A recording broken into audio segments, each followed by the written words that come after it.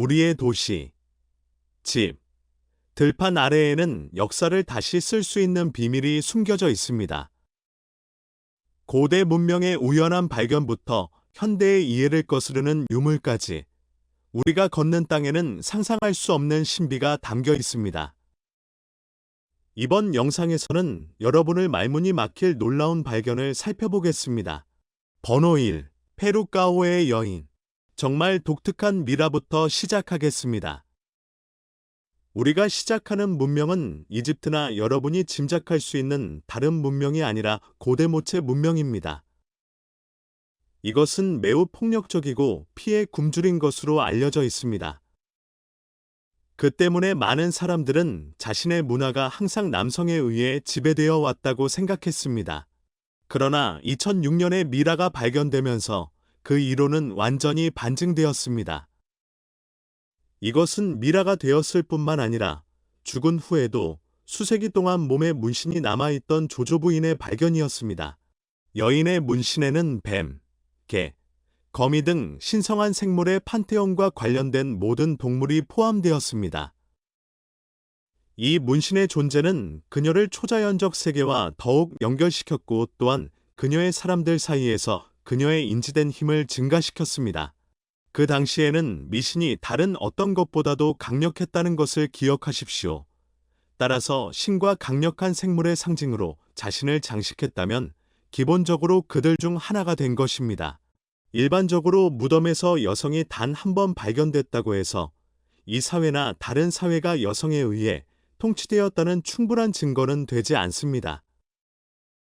그러나 계속해서 더 많은 무덤을 찾을수록 8명의 여성이 더 발견되었습니다. 이는 분명히 이 여성들이 통치자이거나 여사제와 같은 높은 권위의 지위를 차지하고 있음을 나타냅니다. 솔직히 말해서 이것은 완전히 명확하지 않으며 이것이 일부 사람들에게 그토록 혼란스러운 이유입니다. 역사의 특정 부분에서는 매우 분명한 경향이 나타났으며 이는 남성이 사회를 지배하는 반면 여성은 다른 문화에서처럼 부차적이라는 점을 지적했습니다. 그러나 조 씨의 발견으로 우리는 이제 사람들 사이에 마법사가 있었고 그들이 그녀를 무덤에 묻고 그곳에서 미라로 만들 만큼 그녀를 존경했다는 증거를 갖게 되었습니다. 그리고 분명히 일반 사람들은 이런 대우를 받지 않았다. 2번, 거들북, 거들북, 거델복 또는 벨트북, 벨트복은 본질적으로 이름에서 알 수 있듯이 허리에 벨트로 묶어 착용하는 작은 책입니다. 실용적이지 않은 아이디어처럼 보이지만 중세 유럽에서는 책을 운반하는 방법으로 놀라울 정도로 인기가 높았다. 이 책들은 일반적으로 개인적인 용도로 사용되는 시편이나 기도서와 같은 경건한 텍스트였습니다. 처음에 벨트북은 착용자가 항상 가지고 다닐 수 있도록 실용적이고 휴대성이 뛰어났습니다. 그러나 시간이 지나면서 일부는 복잡한 디자인과 금이나 상아와 같은 귀중한 재료로 장식된 예술 작품이 되었습니다. 양피지로 만든 이 책은 크기가 작아서 제작하는 데 필요한 재료가 적기 때문에 출판사에서 가장 선호하는 책이었습니다. 16세기에 재본된 책이 대중화되면서 이러한 책의 사용은 줄어들었습니다. 그러나 휴대용 책의 개념은 오늘날 우리가 휴대용 책으로 알고 있는 것으로 계속 진화했습니다. 오늘날 살아남은 몇 안 되는 사례는 극히 드물며 수집가와 박물관에서 매우 탐내고 있습니다. 3번, 팔레르모의 카타콤바. 미라와 카타콤바는 일부 문화에서는 필수적이고 진정한 역사적 랜드마크가 될 수 있기 때문에 그 자체로는 완전히 소름 끼치는 것은 아닙니다. 그러나 시칠리아 팔레르모의 지하묘지는 전혀 다른 이야기입니다. 아시다시피 이 카타콤바는 지역 수도원이 묘지가 너무 꽉 차는 문제에 직면한 후에 만들어졌습니다. 그래서 그들은 카타콤바를 만들어야 했고 그 다음에는 시체에 대해 조금 특이한 방식을 취하기로 결정했습니다.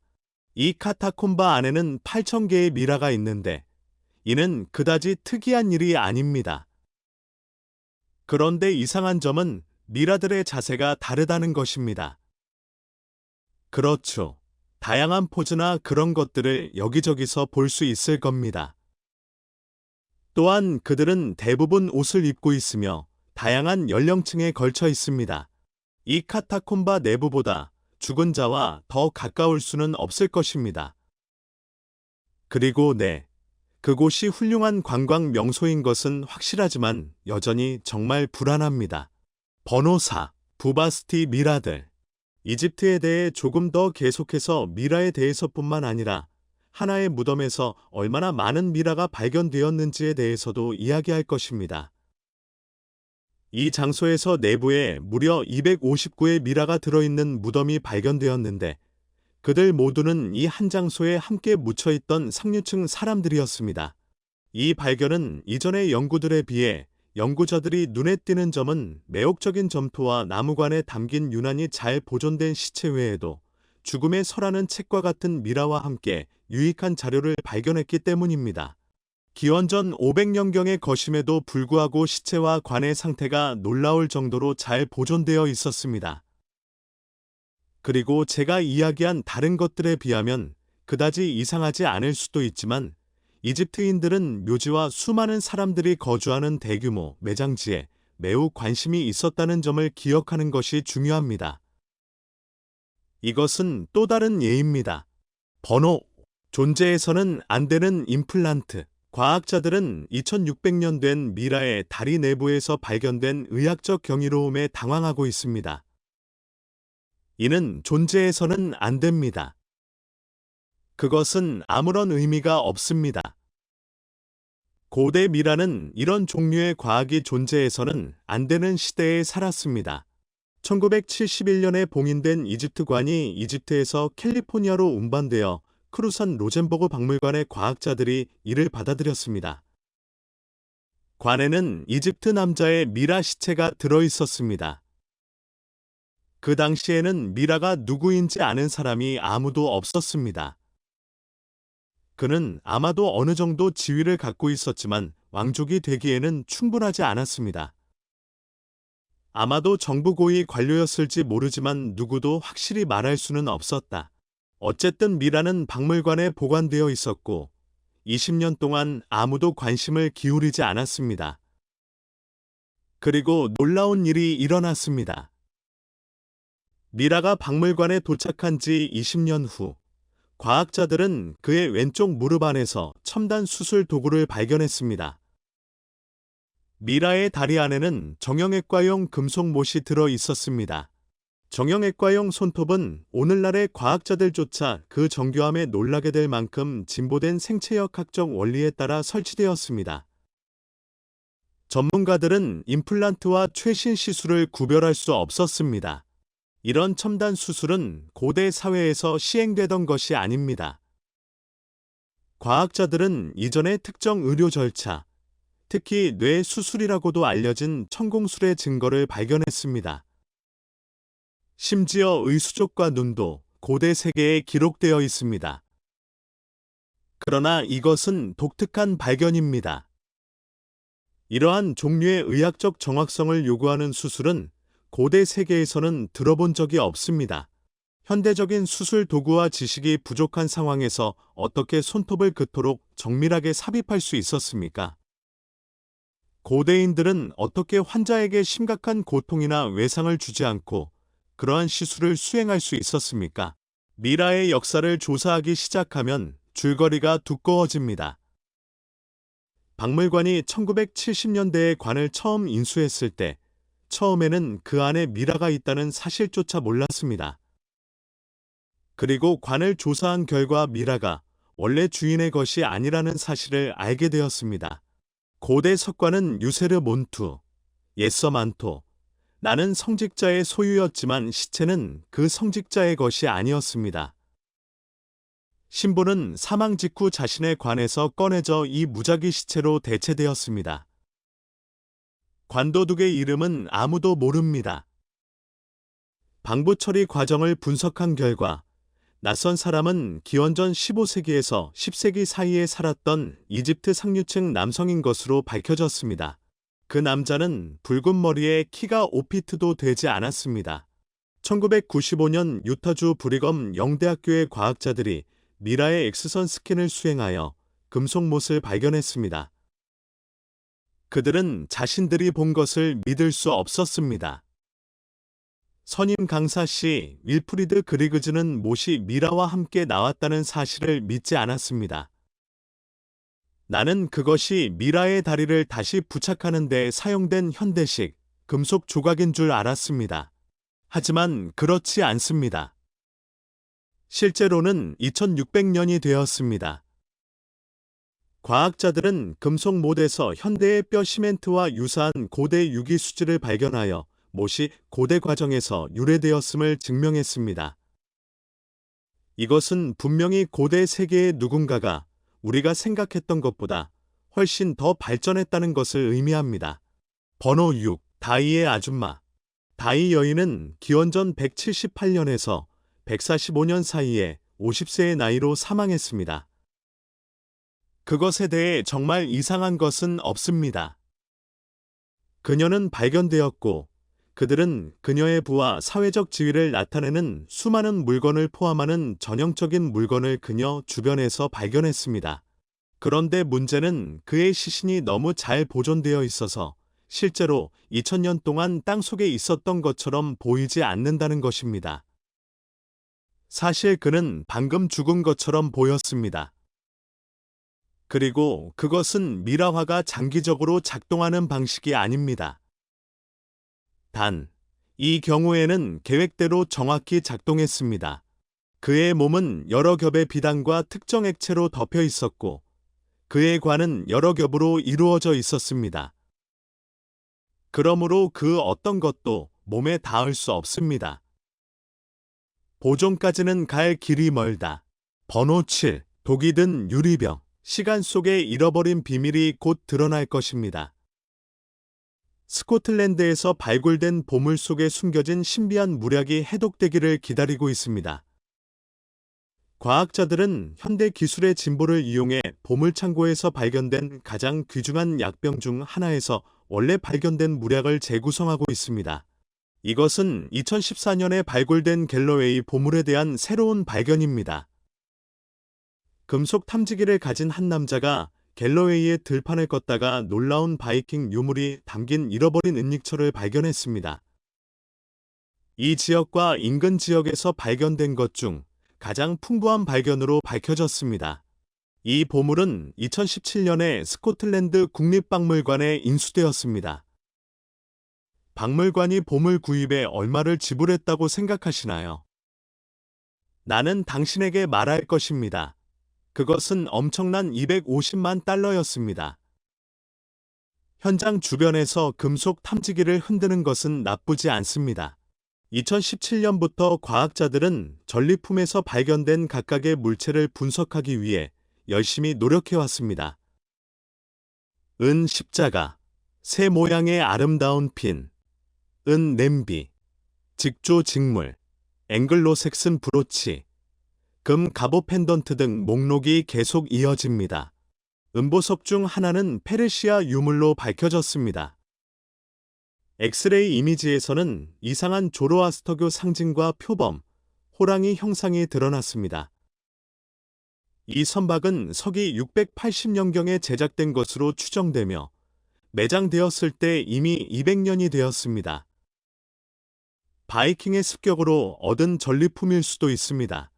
가장 놀라운 물건은 로마 제국의 수정 플라스크였습니다. 항아리 바닥에는 해갈 주교가 나를 만들었습니다. 라는 라틴어 문구가 새겨져 있습니다. 이 병은 순수한 크리스탈 조각으로 만들어졌으며 금실로 꼼꼼하게 포장되었습니다.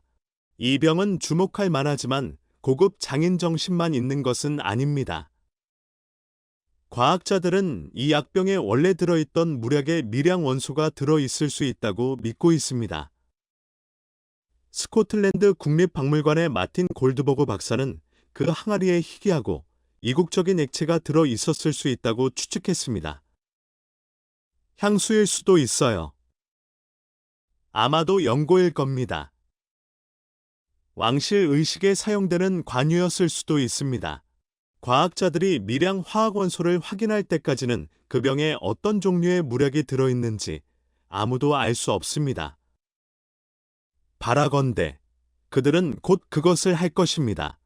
숫자 8. 리차드 3세의 유적. 놀랍게도 영국에서 가장 논란이 많은 군주 중 한 명인 리처드 3세의 유해가 2012년 레스터의 한 주차장에서 발견되었습니다. 이 발견으로 그의 마지막 안식처에 관한 500년 된 미스터리가 풀렸습니다. 1483년부터 1485년까지 재위했던 리처드 3세는 보스워스 전투에서 사망한 마지막 영국 왕이었습니다. 그의 무덤은 현재 도시 주차장으로 개조된 그레이 프라이어즈 수도원을 가리키는 역사적 기록 덕분에 위치되었습니다. 고고학팀은 역사적 기록과 일치하는 척추 기형과 두개골 부상을 입은 해골을 발견했습니다. DNA 검사는 미토콘드리아 DNA를 살아있는 두 후손의 DNA와 비교하여 그의 신원을 확인했습니다. 2015년에 리처드 3세는 레스터 대성당에 영예롭게 안장되어 수세기 동안 열려있던 역사적 장을 마감했습니다. 번호 9. 홍산 유물. 홍산 문명은 고대 중국의 가장 신비한 문화 중 하나입니다. 그것은 약 6,700년 전에 존재했으며 눈물방울 모양의 머리와 큰 눈을 가진 인간형을 묘사한 특이한 옥 유물을 남겼습니다. 일부 인형은 제트스키나 비행 기계를 타는 생물과 비슷합니다. 이러한 이미지는 고대 문화에 대한 일반적인 생각과 맞지 않으며 홍산 대가가 누구 또는 무엇을 포착하려고 했는지에 대한 의문을 제기합니다. 1999년에 발견된 유일한 홍산, 홍센, 동굴도 이 문화에 속합니다. 이 인공 동굴은 그 크기와 복잡성에 놀라움을 금치 못합니다. 내부에는 수영장, 강 위의 다리, 계단 및 통로가 있습니다. 가장 큰 동굴의 면적은 12,600 스퀘어 미터입니다. 하지만 진짜 미스터리는 벽에 남겨진 발자국인데 이는 현대 드릴링 머신의 발자국과 비슷합니다. 이 수준의 기술이 수천 년 전에 존재했다고는 믿을 수 없지만 발굴된 엄청난 양의 암석이 어디로 갔는지는 불분명합니다. 과학자들은 아직 그 변이의 흔적을 발견하지 못했습니다. 일부 연구자들은 동굴과 옥 유물이 아마도 외계에서 기원했을 가능성이 있는 더 발전된 문명과의 접촉의 증거라고 제안합니다. 번호 10. 에오팔리노스 터널. 우리가 다음으로 발견한 것은 로펠리노즈 터널이라고 하는데 터널보다는 수로라고 표현하는 것이 더 정확할 것입니다. 고대 건축의 이 놀라운 업적은 길이가 거의 정확히 1036m에 달하며 그리스 사모스의 카스트로 산에 걸쳐 있습니다.